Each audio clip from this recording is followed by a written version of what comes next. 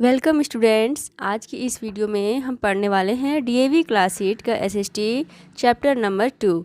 Chapter 1 मैं पढ़ा चुकी हूँ। जिन्होंने नहीं देखा है तो लिंक डिस्क्रिप्शन में दिया हुआ है, वहाँ से जा कर के आप देख सकते हैं। चैप्टर 2 को मैं 2 पार्ट में पढ़ाने वाली हूँ, क्योंकि एक पार्ट में वीडियो बहुत ज़्यादा लंबी हो जाएगी। तो चैनल को सब्सक्राइब करके रखें ताकि पार्ट 2 जब भी मैं डालूँ तो आपको उसकी नोटिफिकेशन मिल जाए, और अपने फ्रेंड्स में वीडियो भी शेयर करें। तो चलिए शुरू करते हैं। चैप्टर 2 हमारा है natural resources, land, soil and water. तो नेचुरल रिसोर्सेज है ये सारे के सारे, लैंड, सॉइल और वाटर। तो इसमें हम इन्हीं के बारे में पढ़ने वाले हैं।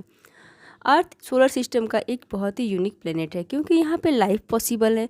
और लाइफ क्यों पॉसिबल है, इसके लाइफ पॉसिबल होने के कारण क्या है, यहाँ पे 4 स्फीयर्स का पाया जाना। ये 4 स्फीयर्स क्या हैं?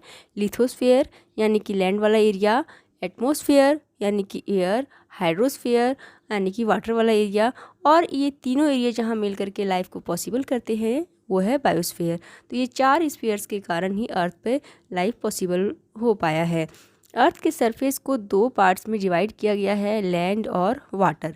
जो अर्थ का पूरा टोटल सरफेस है उसका लगभग 30% एरिया जो है वो लैंड है, और लगभग 70% एरिया में वाटर है। जैसे कि ये अर्थ है तो इसका ये 30% एरिया इतना ही लैंड है, बाकी ये सारा वाटर है। अब पढ़ते हैं आगे लैंड रिसोर्सेज के बारे में। The most important natural resource upon which all human activities based is land. तो जो सबसे इम्पॉर्टेंट नेचुरल रिसोर्स है जिस पे लगभग सभी ह्यूमन एक्टिविटीज़ होती हैं वो है लैंड। लैंड का यूज़ हम क्रॉप्स को ग्रो करने के लिए, फसलें उगाने के लिए, बिल्डिंग और घर बनाने के लिए, रोड्स और रेलवेज़ बनाने के लिए, इंडस्ट्रीज़ लगाने के लिए, एनिमल्स को चराने के लिए और माइनिंग करने के लिए, इस तरह के कई सारे कार्यों के लिए हम लैंड का यूज़ करते हैं। इन शॉर्ट हम कह सकते हैं कि ह्यूमन एक्टिविटीज़, लगभग सभी ह्यूमन एक्टिविटीज़ जो कि फूड, शेल्टर और क्लोथिंग से रिलेटेड है, यानी भोजन, आवास और कपड़ा, इससे रिलेटेड है, वे सभी के सभी लैंड पे ही होती हैं। लिथोस्फीयर क्या है? तो लिथोस्फीयर एक लूज सरफेस मटेरियल है जिसे कि सॉइल कहा जाता है, और ये कॉम्बिनेशन है ऑर्गेनिक और इनऑर्गेनिक मैटर का। तो लिथोस्फीयर जो कि लूज सरफेस मटेरियल है जिसे सॉइल कहा जाता है, उसमें 2 तरह की चीज़ें पाई जाती है, ऑर्गेनिक और इनऑर्गेनिक मैटर। तो इसमें कहा गया कि ऑर्गेनिक कंपोनेंट्स क्या होते हैं, ऐसा पूछा जा सकता है आपको। देखिए 8 क्लास है, 8 बोर्ड होता है, इसमें इंटरनल क्वेश्चंस भी आते हैं, इसलिए हर एक लाइन को आप ध्यान से समझें और जो इम्पोर्टेंट इसमें फैक्ट्स निकल के आ रहे हैं उसको नोट करते रहें।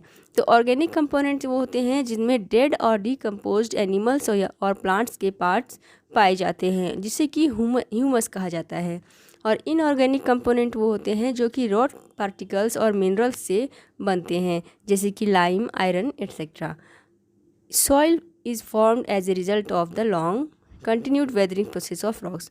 तो सॉइल कैसे बनता है? सॉइल रॉक के वेदरिंग प्रोसेस से, रॉक का टूट फूट करके चूरा जब हो जाता है तो उस प्रोसेस से बनता है, और इस प्रोसेस में एक बहुत लंबा समय वो लेता है। और इस मिट्टी में वाटर और एयर भी पाए जाते हैं, जो कि इसके जो खाली स्पेसेस होते हैं उसको ऑक्यूपाई कर देते हैं, उसको भर देते हैं। वर्ल्ड की लगभग 90% पॉपुलेशन जो कि ट्रॉपिकल और सब ट्रॉपिकल एरियाज़ के एलुवियल सॉइल पे निवास करती है, वहाँ पर बसती है, क्योंकि यहाँ का जो एरिया है वहाँ पे बहुत ज़्यादा अच्छी फसल और उपजाऊ मिट्टी यहाँ पे पाई जाती है, तो फसल बहुत ज़्यादा होती है और अच्छी होती है।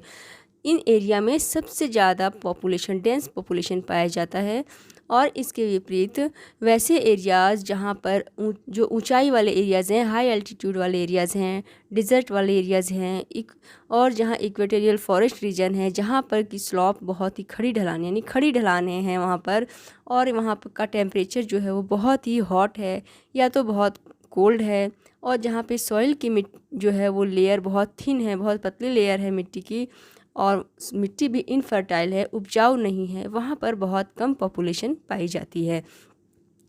और ऐसे एरियाज़ में जो लोग बसे होते हैं वे क्या करते हैं? वे हंटिंग, गैदरिंग, फिशिंग और शिफ्टिंग एग्रीकल्चर का यूज़ करते हैं अपना जीवन यापन करने के लिए। हंटिंग यानी कि शिकार करना, गैदरिंग यानी जंगल वगैरह में जो भी फल फूल मिल गए, जड़ खाने की जैसी चीज़ें मिल गई उनको इकट्ठा करके खाना, फिशिंग करना। और शिफ्टिंग एग्रीकल्चर यानी कि किसी एक जगह पर जंगल को साफ़ किया, उसको जलाया, वहाँ पे राख हो गया, फिर उस पर फसल उगाई, फिर नेक्स्ट टाइम जब फसल वहाँ पे काट ली तो वहाँ से जा कर के फिर वो दूसरी जगह जो जंगल साफ़ करेंगे वहाँ पे आग जला करके उसको जला करके सब मिट्टी को उपजाऊ बनाएंगे और फिर वहाँ फसल उगाते हैं। तो इस तरह से ये शिफ्टिंग एग्रीकल्चर को अपनाते हैं।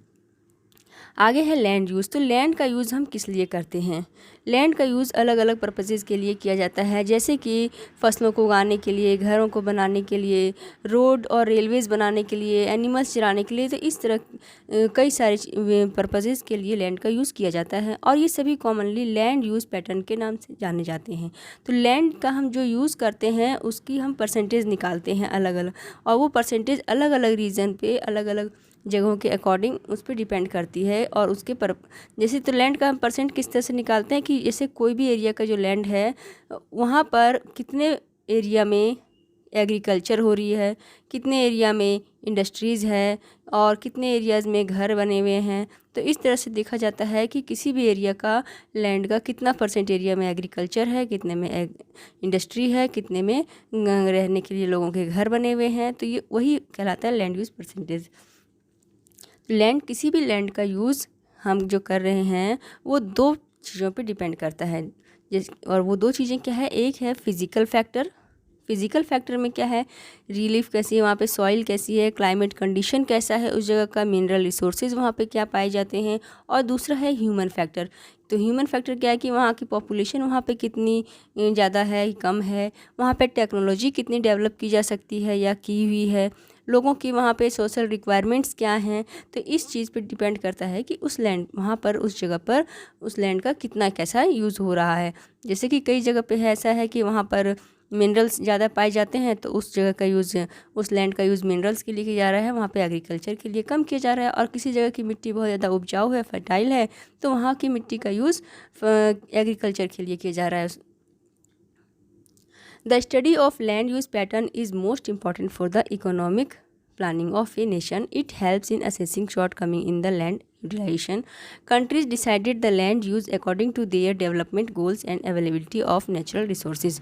तो किसी भी देश की इकोनॉमी को प्लान करने के लिए वहाँ के लैंड यूज़ पैटर्न को समझना बहुत ही महत्वपूर्ण है, क्योंकि ये आगे आने वाली जो भी उसकी प्लानिंग है उसको, लैंड को कैसे यूटिलाइज़ करना है उसको प्लानिंग करने में हेल्प करता है। कोई भी कंट्री है, अब मान लीजिए जैसे कि कोई एग्रीकल्चर वाली अच्छी फसल उगने वाली ज़मीन है और वहाँ पे आप इंडस्ट्री लगा दें तो वहाँ पे, और जो ऐसा सूखा जगह है वहाँ पे आप सोचें कि हम एग्रीकल्चर करेंगे, तो इस तरह से तो इकोनॉमी जो है सो आपकी बहुत डाउन चली जाएगी किसी भी कंट्री की। तो कोई भी कंट्री जो अपना डेवलपमेंट गोल्स को अचीव करना चाहता है और वहाँ के नेचुरल रिसोर्सेज को अच्छे से यूज़ करना चाहता है तो वो इस लैंड यूज़ पैटर्न को के अकॉर्डिंग ही अपनी इकोनॉमी को प्लान करता है। अकॉर्डिंग टू साइंटिफिक नॉर्म्स के अकॉर्डिंग वर्ल्ड के टोटल एरिया के टोटल जितना भी लैंड है उस पे 33% एरिया में फॉरेस्ट होना चाहिए ताकि इकोलॉजिकल बैलेंस मेंटेन किया जा सके। लेकिन अभी कितना है? अभी सिर्फ 31.6% एरिया पे ही फॉरेस्ट कवर है। और ये 31.6% में 93% जो फॉरेस्ट है वो नेचुरल है, जो खुद ही उगे हुए हैं, और जो 7% है वो मैन मेड है, जो लोगों ने लगाए हैं। अर्थ पे फॉरेस्ट का कवर जो है वो अनइवन है, सभी जगह समान रूप से नहीं है। कुछ देश ऐसे हैं जहाँ पे बहुत ज़्यादा जंगल घने हैं, ज़रूरत से ज़्यादा हैं, और कुछ ऐसे हैं कि वहाँ पे बहुत ही लिमिटेड फॉरेस्ट है या तो नाम मात्र के ही बस हैं। तो इसलिए ये इम्पॉर्टेंट हो जाता है कि हम फॉरेस्ट को कंजर्व करें, उस पर ध्यान दें और उसके डिफॉरेस्टेशन को डिस्करेज करें और अफॉरेस्टेशन को इंक्रीज़ करें। आगे है डू यू नो में, Suriname has the maximum forest cover in the world. Suriname में पूरे वर्ल्ड का सबसे ज़्यादा फॉरेस्ट कवर किया है। India has the maximum arable land in the world followed by United state and China. India में United state और China के बाद सबसे ज़्यादा अरेबल लैंड है। अरेबल यानी कि एग्रीकल्चर के लिए अवेलेबल जो लैंड है वो। अब आगे है देखिए कि जो अर्थ पे लैंड है वो एक लिमिटेड अवेलेबिलिटी है उसकी, यानी कि हम लैंड को और ज़्यादा बढ़ा नहीं सकते, जितना है बस उतने में ही हमें यूज़ करना है। तो इसको लेकर के इसके कि लैंड का यूज़ कितना किया जाए एक देश से और दूसरे देश के बीच में, या फिर एक सेक्टर से दूसरे सेक्टर के बीच में काफ़ी ज़्यादा कन्फ्लिक्ट उत्पन्न हो जाता है कि किस चीज़ के लिए हम कितना लैंड का यूज़ कर रहे हैं, एग्रीकल्चर के लिए करें या फिर कोई अदर सेक्टर्स हैं, इंडस्ट्री वगैरह हैं, तो उनके बीच भी एक कंपटीशन हो जाता है कि किस चीज़ के लिए हम लैंड का कितना यूज़ करें। और इन सब के अलावा लैंड में के लिए भी कई तरह की प्रॉब्लम्स उत्पन्न हो गई हैं, जैसे कि सॉइल इरोजन यानी कि मिट्टी का बह जाना। क्यों ऐसा हो रहा है? डिफॉरेस्टेशन के कारण हो रहा है। डिग्रेडेशन हो जाना कि मिट्टी की जो उपजाने की क्षमता है या मिट्टी की जो क्वालिटी है सॉइल की वो कम हो रही है, सॉइल बह जा रहा है क्योंकि जंगल लोग काट रहे हैं। तो जंगल होते हैं, पेड़ पौधे होते हैं, उनकी जड़ें जो होती है वो मिट्टी को बांध के रखती है, उनको बहने से रोकती है। लेकिन ज़्यादा से ज़्यादा जंगल जब कट जाते हैं किसी जगह पे तो वहाँ की मिट्टी बह जाती है। तो इस तरह की लैंड प्रॉब्लम्स देखने को आ रही हैं। It is crucial to reduce land degradation and ensure the optimum use of land resources for the benefit of the present and future generation. तो ये एक बहुत ही महत्वपूर्ण हो गया है कि डिग्रेडेशन को रिड्यूस किया जाए, यानी कि जो मिट्टी की क्वालिटी है ख़राब हो रही है उसको रिड्यूस किया जाए। और ये भी सुनिश्चित करना होगा कि जो लैंड रिसोर्स है इसका ज़्यादा से ज़्यादा यूज़ हम किस तरह से अच्छे यूज़ कर सकें प्रेजेंट के लिए और फ्यूचर की जनरेशन के लिए, ताकि उनको ज़्यादा से ज़्यादा और अच्छा बेनिफिट मिल सके। Land management is a holistic approach for achieving productive and balanced ecosystem by integrating socio-economic needs of the people। तो एक प्रोडक्टिव और बैलेंस्ड इकोसिस्टम को अचीव करने के लिए जो लैंड मैनेजमेंट है ये एक होलिस्टिक अप्रोच है, जिसके द्वारा लोगों की जितनी भी सोशियो और इकोनॉमिक ज़रूरतें हैं उसे पूरी की जा सकती हैं। तो आगे देखिए स्टूडेंट्स, दिया हुआ है सॉइल रिसोर्सेज के बारे में। तो हमारे अर्थ पे जितना भी लैंड सरफेस है उसका ज़्यादातर पार्ट जो है, एक बहुत बड़ा पार्ट सॉइल से कवर है।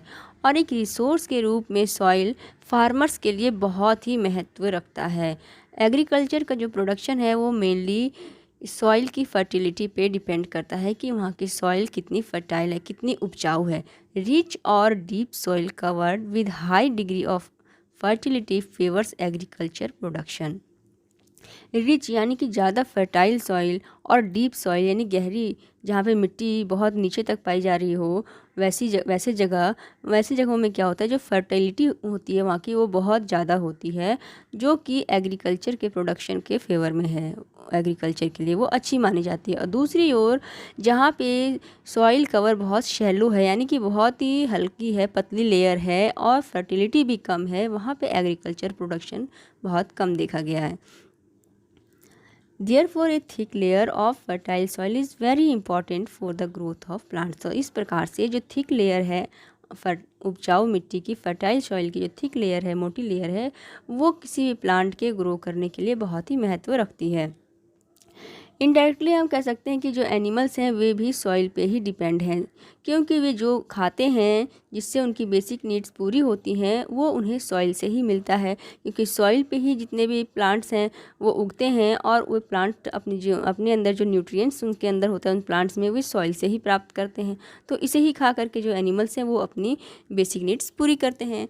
और ये सॉइल ही है जो प्लांट्स हैं और सॉइल हैं ये इंसेक्ट्स को शेल्टर भी प्रोवाइड कराते हैं, जैसे कि बहुत से एनिमल्स जैसे कि रैट, स्नैक, आंट, अर्थवर्म, ये सब सॉइल के अंदर ही बिल बना करके रहते हैं।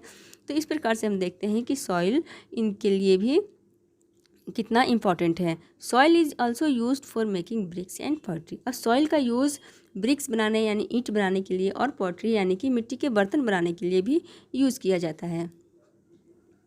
आगे है factors affecting soil formations.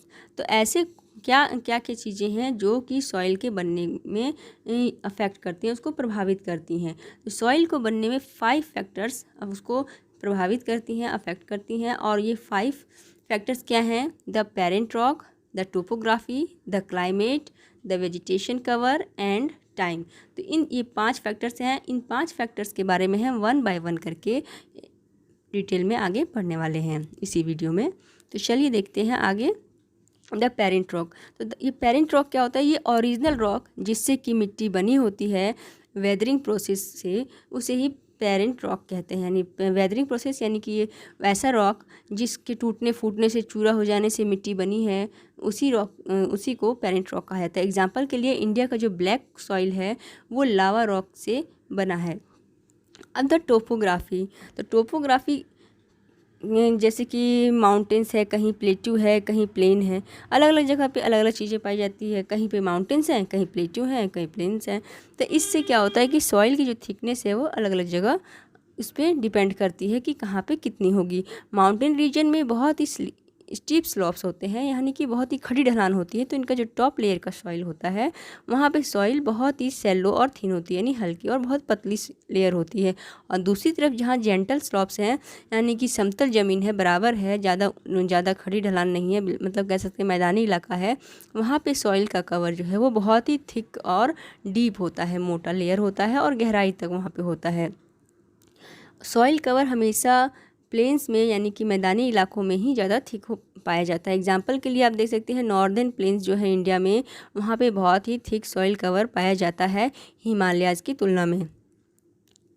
Even with in mountains river valleys have thick soils, यहाँ तक कि जो माउंटेन वाला एरिया है वहाँ पे जो रिवर वैलीज़ है, जैसे कि इस तरह का माउंटेन वाला एरिया है, तो यहाँ वाला जो ये वैली है, यहाँ से जो रिवर्स आती हैं, तो यहाँ वाला एरिया में बहुत ही थिक सॉइल कवर पाया जाता है। द क्लाइमेट, तो क्लाइमेट कैसे अफेक्ट करता है किसी सॉइल के फॉर्मेशन में, ये देखते हैं। Climate factors like temperature and rainfall affect the soil formation, यानी कि किसी भी जगह का टेम्परेचर या फिर वहाँ पे कितनी रेनफॉल हो रही है, ये भी सॉइल के बनने में अफेक्ट करता है। जैसे कि हाई रेनफॉल वाले एरियाज़ या फिर एक्सट्रीम टेम्परेचर वाले एरियाज़ में जो रॉक्स हैं वो आसानी से टूट फूट जाते हैं, कि लगातार जब बारिश होती रहती है उनमें घिसावट होती है और धीरे धीरे उनमें क्रैक्स आ जाते हैं और वो टूट के चूरा बन जाते हैं और उससे सॉइल का फॉर्मेशन होता है। और एक्सट्रीम टेम्परेचर में किस तरह होता है वो देखते हैं। जैसे कि राजस्थान में है, बहुत ही वहाँ के टेम्परेचर, डे और नाइट का जो टेम्परेचर है उसमें बहुत ही एक्सट्रीम डिफरेंस पाया जाता है, यानी दिन का टेम्परेचर बहुत ज़्यादा गर्मी का होता है तो रात में बहुत ज़्यादा ठंड हो जाती है। तो ऐसे में क्या होता है, रॉक्स जो है जब गर्मी होती है तो एक्सपेंड कर जाते हैं, फैल जाते हैं, और फिर जब रात में ठंड हो जाती है तो वे सिकुड़ जाते हैं। तो इस तरह से एक्सपेंड और कॉन्ट्रैक्ट होने से उनमें क्या होता है कि वे जल्दी ही टूट जाते हैं, जिससे कि क्विक फॉर्मेशन ऑफ सॉइल होता है, यानी सॉइल का जल्दी फॉर्मेशन हो जाता है। इन रीजन ऑफ हैवी रेनफॉल, यानी कि ऐसे एरियाज़ जहाँ पर हैवी रेनफॉल होता है वहाँ पे सोल्यूबल रॉक मटेरियल्स जो होते हैं वो आसानी से डिज़ोल्व हो जाते हैं और बह के चले जाते हैं मिट्टियों में रनिंग वाटर के साथ। तो इस प्रकार से वहाँ पे भी सॉइल फॉर्मेशन होता है। तो इस प्रकार से हमने देखा कि किस तरह से क्लाइमेट भी सॉइल फॉर्मेशन को अफेक्ट करता है। अगला है vegetation cover. At times plants grow in the cracks existing in the rocks, कभी कभी क्या होता है कि जो कोई चट्टानें होती हैं, रॉक्स होती हैं, उनके बीच दरार होती है और उन दरारों में से प्लांट्स उग जाते हैं और समय के साथ वे धीरे धीरे बढ़ने लगते हैं और फिर उनकी जड़ें जो है वो अंदर और ज़्यादा फैलती जाती है, मोटी होती जाती हैं और वे रॉक्स के अंदर चट्टानों में जिस दरार से निकली है उन दरारों के बीच और अपनी जगह बनाने लगते हैं और वो चट्टानें क्या होती है और ज़्यादा क्रैक होते चली जाती है और उनकी चौड़ाई बढ़ते जाती है और धीरे धीरे फिर वो क्या होते हैं कि छोटे छोटे स्मॉलर पीसेज में टूट जाते हैं और इससे सॉइल बन जाता है। रिमेन्स ऑफ डेड और decomposed plants and animals provide humus to the soil which enriches the fertility of the soils. जो डेड और डिकम्पोज्ड प्लांट्स होते हैं, एनिमल्स होते हैं, वे सॉइल को ह्यूमस प्रोवाइड कराते हैं जो कि किसी भी सॉइल की फर्टिलिटी को बढ़ाने में हेल्प करती है, क्योंकि कोई भी सॉइल जो है उसमें फर्टिलिटी कैसे बढ़ जाती है, क्योंकि वहाँ पे डेड और डिकम्पोज प्लांट्स और एनिमल्स के पार्ट्स पाए जाते हैं। Soil of densely forested area, ऐसी जगह जहाँ पे बहुत घने जंगल पाए जाते हैं तो वहाँ पर जो ह्यूमस रिच कंटेंट पाए जाते हैं, वहाँ के सॉइल में बहुत ज़्यादा ह्यूमस पाया जाता है। क्यों? क्योंकि ज़्यादा जंगल होंगे तो ज़्यादा पेड़ पत्ते गिरेंगे, सड़ेंगे, वहाँ पे ज़्यादा एनिमल्स पाए जाएंगे तो वो भी ज़्यादा मरेंगे। तो उससे क्या होगा कि सॉइल में जो है ह्यूमस की अवेलेबिलिटी बढ़ जाती है। नेक्स्ट है time. Time gives maturity to the soil. समय के साथ सॉइल मैच्योर हो जाता है। जैसे कि सॉइल एक रिन्यूएबल रिसोर्स है, जैसा कि हम सभी जानते हैं कि एक रिन्यूएबल रिसोर्स है, लेकिन उसको रिन्यूएबल होने में भी हज़ारों साल लग जाते हैं। एक बहुत ही पतली लेयर्स अर्थ के सरफेस पे बनने में हज़ारों साल लगते हैं। एग्जाम्पल के लिए नाइल डेल्टा और जो गंगा ब्रह्मपुत्र का डेल्टा है, इसे भी बनने में बहुत ज़्यादा समय लगा, बहुत हज़ारों साल लगे हैं। तो यहाँ की जो डेल्टा, यहाँ की जो मिट्टी है, ये बहुत ही डीप और फर्टाइल सॉइल है। Fertile soil is essential for agriculture. जो फर्टाइल सॉइल है, उपजाऊ मिट्टी है, ये एग्रीकल्चर के लिए बहुत ही एसेंशियल है। It helps in maintaining food security of the world. और ये दुनिया की जो फूड सिक्योरिटी है उसको मेंटेन करने में हेल्प करती है। फूड सिक्योरिटी क्या होती है? फूड सिक्योरिटी का मतलब है कि कम से कम इतना अनाज का उत्पादन हो सके कि सभी लोगों की खाने की जो ज़रूरत है वो पूरी हो सके। अगर मिट्टी फर्टाइल ही नहीं होगी और इतनी उपज ही कम होगी, 100 लोग हैं और उपज हो रही है बस 50 लोगों के खाने भर, तो फिर कैसे उन लोगों की फूड की ज़रूरत जो है वो पूरी हो पाएगी।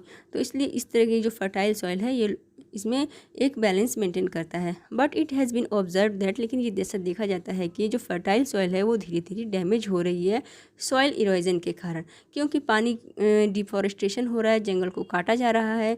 तो फिर जो उस सॉइल की जो ऊपर वाली लेयर है जो कि फर्टाइल है, वो पानी जब बारिश होती है तो वो उसके साथ बह के चली जाती है।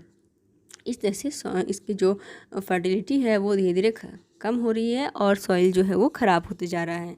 In soil erosion the top layer of the soil is removed by natural agents. तो सॉइल इरोजन में क्या होता है, जो नेचुरल एजेंट्स हैं जैसे कि वाटर, विंड, ग्लेशियर, ये सभी जो इसका टॉप लेयर होता है इसको बहा करके ले जाते हैं। और कभी कभी जो है मैन काइंड्स की जो है गलत कामों के कारण से, जैसे कि डिफॉरेस्टेशन के कारण या ओवर ग्रेजिंग, बहुत ज़्यादा एनिमल्स को चरा देना या माइनिंग, इन सब के कारण भी सॉइल इरोजन होता है। The need to conserve soil from erosion has become one of the major environmental concern. तो आज के समय में सॉइल इरोजन को कंजर्व करना एक बहुत ही मेजर इन्वायरमेंटल कंसर्न बन गया है। आगे देखिए स्टूडेंट्स, दिया गया है सॉइल कंजर्वेशन के बारे में। तो सॉइल कंजर्वेशन सॉइल को हम कंजर्व कैसे कर सकते हैं? Soil conservation means prevention of soil from being eroded. यानी सॉइल कंजर्वेशन का मतलब होता है कि सॉइल को बहने से, ख़राब होने से किस तरह से रोका जा सकता है। इसके लिए कई सारे मेथड्स हैं जो दिए हुए हैं। फर्स्ट दिया गया है अफॉरेस्टेशन, यानी कि ज़्यादा से ज़्यादा पेड़ पौधे लगाना। अगर ज़्यादा से ज़्यादा पेड़ पौधे लगे रहेंगे तो ज़मीन जो उसकी जड़ें हैं वो मिट्टी को बांध के रखती है। जड़ों में मिट्टी देखिए, जब आप किसी भी प्लांट को उखाड़ते हैं तो उसके जड़ में देखिए साथ में कितनी सारी मिट्टी उखड़ के आ जाती है। तो इस तरह से ज़्यादा प्लांट जब लगाएंगे तो जब बारिश होगी, ज़्यादा हैवी रेनफॉल होगा तो वो मिट्टी वहाँ से बहेगी नहीं। It reduces the surface run of and binds the soil. मिट्टी को बांध के रखती है और बहने से रोकती है। रोज़ ऑफ ट्रीज़ और शेल्टर बेल्ट्स, यानी कि पेड़ों की रोज़ लगाना ऐसी जगहों पे, कहाँ पे, जहाँ पे डिज़र्ट वाला रीजन है, रेगिस्तानी इलाका है, वहाँ पे क्या होता है, हवाएं तेज़ चलती है तो वहाँ की मिट्टी उड़ जाती है बहुत, एक जगह से दूसरी जगह। तो इस तरह से वहाँ पे मिट्टी खाली हो जाती है, कई बार गड्ढे बन जाते हैं। तो वैसे जगहों पर ट्रीज़ को रोज़ में लाइन से लगाना ताकि उन मिट्टी को जो है, सॉइल को है, इरोजन होने से बचाया जा सके। Over grazing by animals like sheep and goats must be checked, यानी कि एनिमल्स को ज़्यादा ओवर ग्रेजिंग, ज़्यादा नहीं चराना चाहिए। फूडर क्रॉप्स जो है उसको बढ़ावा देना चाहिए।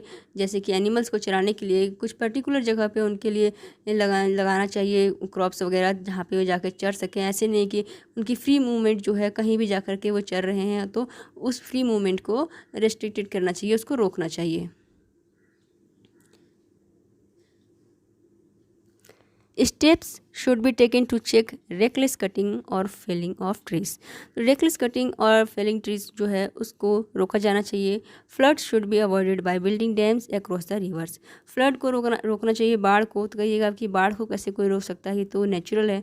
तो बाढ़ को भी रोका जा सकता है डैम्स बना करके बाढ़ को भी रोकना। नदियों पर डैम्स जगह जगह बनाने से बाढ़ को भी रोका जा सकता है, क्योंकि जब बाढ़ आती है तो उस एरिया की सारी मिट्टी को बहा के ले जाती है। जो ऊपर का लेयर होता है जो फर्टाइल सॉइल का, वो सब का सब बाढ़ में बह के चला जाता है।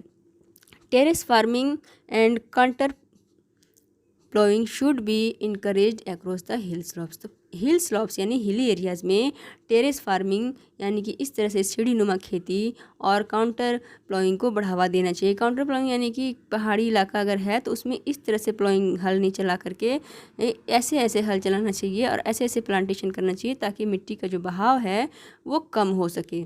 Scientific agriculture practices like rotation of crops, strip cropping etcetera should be systematically followed. तो साइंटिफिक एग्रीकल्चर जो प्रैक्टिस है, साइंटिफिक तरीके से किस तरह से एग्रीकल्चर किया जा सके उसे फॉलो करना चाहिए। जैसे रोटेशन ऑफ क्रॉप्स यानी एक ही फसल को बार बार वहाँ पे नहीं लगाना, अलग अलग फसलें चेंज करके लगाना।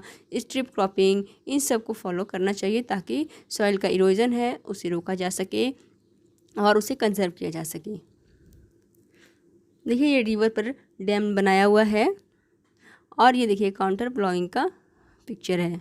इस तरह से ये ऐसे ढलान है तो इसमें इस तरह से ना करके प्लांटेशन इस तरह से किया गया है।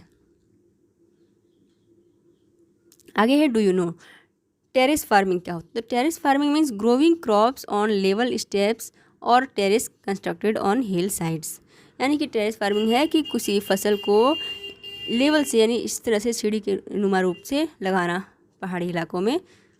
और काउंटर प्लॉइंग का मतलब क्या होता है, एक technique of ploughing parallel to the contours of a hill slope rather than up and down slope so as to reduce the soil erosion. तो जैसा कि अभी मैंने आपको बताया कि काउंटर प्लॉइंग वही है कि इस तरह से अगर पहाड़ है, ऊंचाई ढलान है तो इस तरह से उसमें फसल ना लगाना ताकि मिट्टी इस तरह से क्या होती है, जब पानी उसमें बरसात होती है तो मिट्टी ज़्यादा तेज़ी से बहती है, उसमें इस तरह से लगाना ताकि मिट्टी का जो सॉइल इरोजन है उसे कम हो।